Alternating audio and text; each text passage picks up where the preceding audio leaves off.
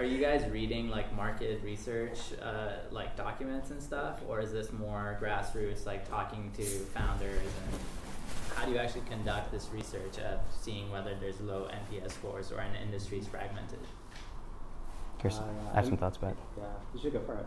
Well, I think the hack, so it's a little unfair actually. The investors have an unfair advantage in this, which is the hack is you go find really smart entrepreneurs who have done the work.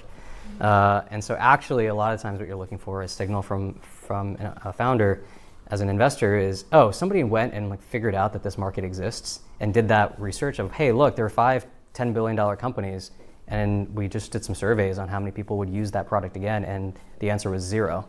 And you're like, wow, you found the inefficiency in the world. Like, thank you, here's money.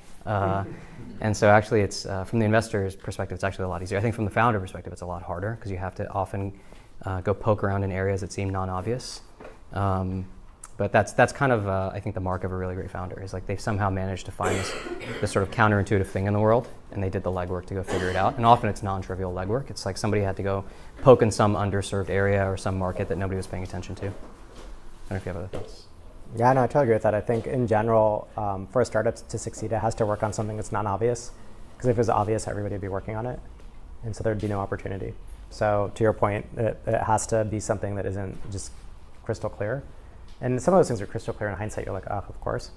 I think one of the big dangers that investors run into is if they become extremely thesis-driven, because most investors' theses are wrong, right? And so that was clean tech. Right? Like everybody was like, oh, the internet's over and we need to find something else, and energy's a giant market, we should go do that. And a bunch of firms lost tons of money just investing in an area that they invented.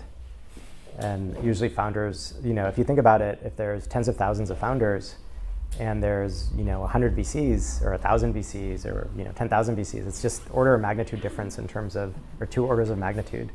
Like there's probably more smart people not running venture funds, which is obvious, but I think that also impacts things.